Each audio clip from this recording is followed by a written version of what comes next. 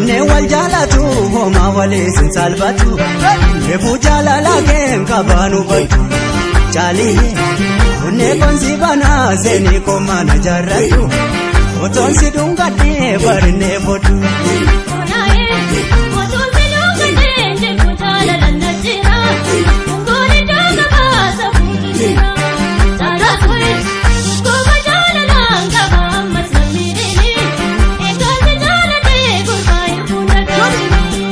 Egaasi jaalladhe intala waataan dhagaatini. Egaasi jaalladhe gurbaa ifuun dhagaatini. Egaasi jaalladhe intala waataan dhagaatini. Ashamaa harka fuune akkam jirtu nageenyi babaaroo kun qophii oduuf odeeffannoo madda dhugaati dursaa oduu cabsaati kan dhadhaa afaan kaayan dhagaa afaan nama kaayan makmaksa Oromooti. Mootummaan Itoophiyaa dureessaa fi ameessaa Oromootti rasaasaa roobsee jira.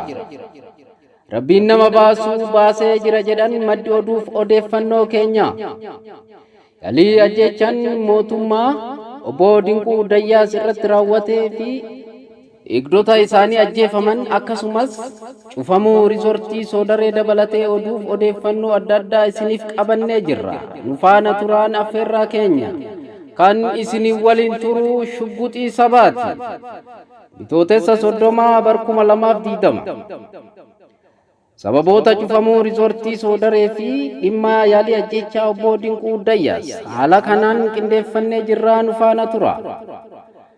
Rakkoo mootummaa fi abbaa qabeenyaa obbo Dinquu Dayyaas walitti buusee sabboonummaa irraa eegale jedhan. Haala ammaa biyyattii keessatti jirtu irratti mala baasus ta'ee waan ummataaf tolu mari'achuu fi murtee dabarsu. Abbootiin gadaa Oromoo walgahii qopheessuun bu'uura rakkooti jedha. Abbootiin gadaa walgahii isaanii irratti waan mootummaan ummata addaan qoqqooduudhaan koomaandi poostiin sirna dhiitamaa mirga namoomaa raawwataa jiru irraa akka of qusatu akeekanii jiru.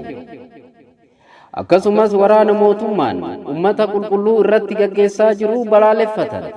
Kana malees mootummaa yoo gocha kana irraa kan hin dhaabbanne ta'e nagaa biyyattiitiif adda durummaan kan hin hojjenne yoo ta'e ummanni kaka'umsan mirga isaanii falmataniif waamicha kan dhiyeessu ta'uu ibsanii jiru. Iddoo murtoon abbootii gadaa jajjabni kun itti darbe immoo riisortii Soodaree. Egaa mootummaa garboonfataan bara dheeraaf sirna gadaa cabsee abbootii gadaa akka sirna murtoo ummataaf isaaniif gargaaru hin murteessinee fi aantummaa ummataa hin qabanne bifa garagaraatiin danqaa ture jedha. Yeroo abbootiin gadaa murtoo jajjaba kana murteessan mootummaan quba isaa gara Dinquu Dayyaasitti qabee jira jedha. Sababni situ walitti qabe jechuudhaan mootummaan ija itti diimessuu bira darbuudhaan tarkaanfii diinummaa irratti yaalee jira jedha. Mootummaan sirna naafxanyaa leellistu gochaa abbaa gadaa kana waan hin barbaanneef dureessa Oromoo kana rifachiisuu fi naasisuuf jecha of eeggannoo tokko malee riisortii Soodaree cufsiisanii jiru. Riisortii kana keessa namoonni hojjetan 2,000 ol ni taha. Sababa mootummaan obbo Dinquu Dayyaas haloo baachuuf jecha hojjettoota kanneen hiree isaanii garee hojii dhabdootaatti maxxansee jira jedha. Mootummaan gama birootiin dargaggoota hojii hin qabne hojii uumuuf mallaqa hojiidhaan eegalan kadhannaa biyyoota dureeyyii kadhatuun ilaalcha siyaasaa nama tokko waliin qabuuf jecha lammiilee hojii hin qabne biyya keessatti daran horsiisaa jiraachuu himamee jira. Sababni lammaffaan qarriffaa mootummaa keessa obbo Dinquu Dayyaasaa galchee ijoollee Oromoo yuunivarsiitii garaagaraa irraa mootummaan ari'e 400 iddoo bultii dhaabbanni Finfinnee keessatti turan walitti qabuudhaan tumsaa sabummaa waan taasiseef qofa yaalii ajjeechaaf saaxilame jedhu keessa beektonni. Barattoota Oromoo Oromummaa isaaniitiin manneen barnootaa olaanoo biyyattii garaagaraa irraa ari'amaniif carraan barnootaa isaanii itti golgolaa'ee ture lammata ija bananii turan. Maatii barattoota waggaa dheeraa ofiif agabuu bulanii ijoollee isaanii barsiifachaa gaafa ijoolleen kunniin yuunivarsiitiirraa shiraan ari'aman laftiif samiin itti dhiphatte hamilee cabuu ilmaanitiin boqoo cabanii turan hamilee horatanii mataa ol qabachiisanii jiru jedhan. Walumaa galatti Oromoota dhimma barattoota kanaaf dhiphataa turetti abdii horan.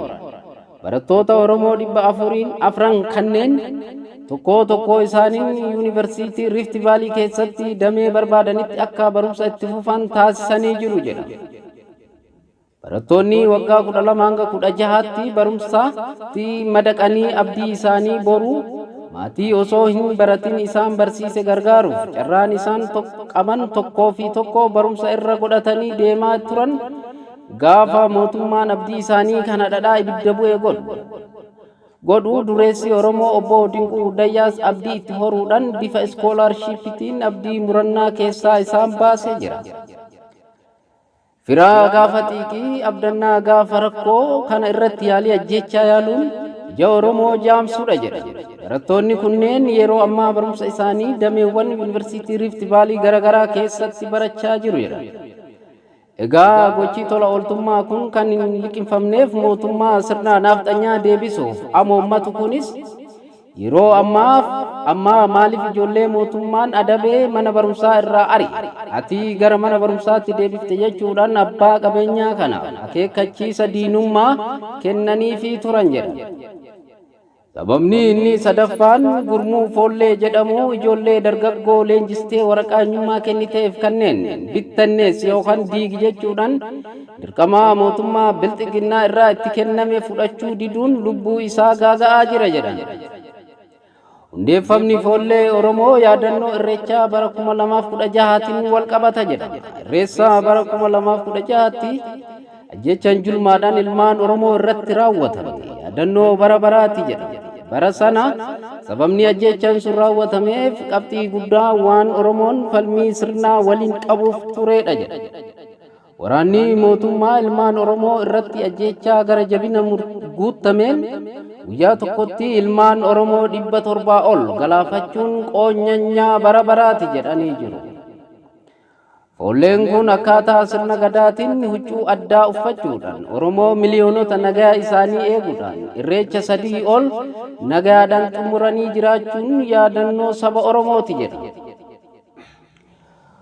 Foollee 12,000tti dhiyaatu kanaan baasii fi wantoota eegumsaaf barbaachisan hundaa baasii godhuudhaan yeroo kamittiyyuu irreecharraa akka waraanni mootummaa uummata hin shororkeessine kan godhan obbo Dinquu Dayyaas turan.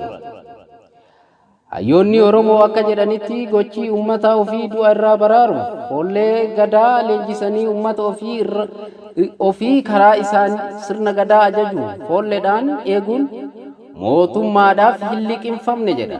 Mootummaan somba minilikiin hargan eeggaree foollee jettee leenjiste mootummaa irratti kakaasuuf qopheessitee turte bittanneessi jechuudhaan dirqisiisaa jira jedha. Yoo bittanneessuu baatte mootummaa irratti waraana kakaasuudhaan itti gaafatamaa jechuudhaan dorsaa jira. Qabxii afraffaan akka mootummaan abbaa qabeenyaa kana irratti xiyyeeffate duula haamilee cabsuu fi qabeenya jalaa guurutti geessee obbo Johaar Muhammad ta'ee ragaan oduu fi odeeffannoo madda irraa nu qaqqabee akka ibsutti. Walitti dhufeenyi obbo Johaar Muhammad abbaa qabeenyaa obbo Dinquu Dayyaas mootummaaf madaa mogoleeti jedha. Yeroo waa'ee jajjabeewwan saba Oromoo kanneenii yaadan bilxiginnaan barraaquun himamaa ture. Kanaaf sababa itti soquudhaan gargar fageessuuf xiyyeeffannoodhaan irratti dalagaa jiru jedha. Jawaariin jabaadhuu namicha kana Oromoo irraa buqqisuutu nurra jira. Ani si duuban jira jetteerta jechuudhaan ilmaan Oromoo irratti jettee hafarsaa jirti. Akkasumas mootummaa kanaan kallattii garaagaraatiin kuffisuudhaaf hanga fonqolchuutti deemaa jirta jechuudhaan akeekkachiisa adda addaa obbo Dinquudhaaf kennanii jiru. Qabxii shanaffaan ijoon dubbii akka keessa beektonni ragaa bahanitti mootummaatti bowwoo mataa ta'ee kan jedhamu. Iyyamaa mootummaa malee uummata kootiif dhimmama jechuu kabajamoo obbo Dinquu Dayyaas. mootummaan biyyattii haala yeroo irratti naannolee fi godinaalee hundaafuu kallattii ittisa koronaa vaayirasiif akeekee jira. Garuu lixa Oromiyaatti wanti tokkoyyuu hin raawwatamne jedhan jiraattonni naannichaa. Rakkoo kana kan hubatan firri gaafa cittee obbo Dinquu Dayyaas uummata lixa Oromiyaatiif yoo rakkoon dhalate kan keessaa qubatan dukkaanni dhibbaa fi ambulaansiin 2 gara lixa Oromiyaatti erguudhaan saba isaanii jajjabeessanii jiru jedhu. Dhimma kanaan mootummaan uummata hundaa irraa kutanii jilbifachiisuuf yaadanii fi waan obbo Dinquu isiniif jira jedhaniif qofa daran dallananii jiru. Akka jedhamutti akka mootummaan jedhutti ati arjoomuu yoo barbaadde mootummaa kennitee mootummatu ramada malee ati dhuunfadha garas erguu hin dandeessu jedha. Kana akkas gooteef warra siyaasa deeggartu gargaaruudhaaf jechuudhaan gochaa ummata ofii baraaruu abbaan qabeenya obbo Dinquu Dayyaas godhan dallansuudhaan akeekkachiisanii jiru. Akkasumas bilxiginnaan tola ooltummaa obbo Dinquu Dayyaas kanas kallattii jijjiirtee jirti. Sababoota kanaa wal dhabdeen gidduu abbaa qabeenya Oromoo fi abbaa Oromoo kanaa fi mootummaa bilxiginnaa jidduutti waan dhalateef mootummaan tarkaanfii haaloo baachuuf ilaalatti eegalee jira. Biyya heeraaf seera abdii jedhan keessatti mootummaan guyyaa adiin haaloo baachuuf jecha tarkaanfii ajjechaa fudhatee jira. Konkolaataa isaanii Soodaree irraa gara Adaamaa deemaa turte V8 gurraacha daandii gubbatti dhukaasa itti banuudhaan eegdota obbo Dinquu Dayyaas nama 2 ajjeesanii jiru. Eegdota isaanii keessaa namni lubbuudhaan hafes haala jiru ibsee jira. Haaluma kanaan riisortiin abbaa qabeenyaa kan Soodaree akka cufamu godhamee jira. Kan kana raawwatee biiroo daldalaa fi industirii damee Adaamaa akka ta'es beekamee jira. Sababni isaas dhaadheessaa jiran gibira hin kafalle jedha. Haa ta'u malee qulqulleeffannaa gooneen abbaan qabeenyaa gibira mootummaa isaan irraa akka hin jirree fi ragaa gibira kafaluu gahaas akka qaban ibsanii jiru. Egaa kabajamtootaa fi jaalatamtoota hordoftoota sagantaa keenyaa waan nu dhageeffattaniif galatoomaa ulfaadhaa jenna.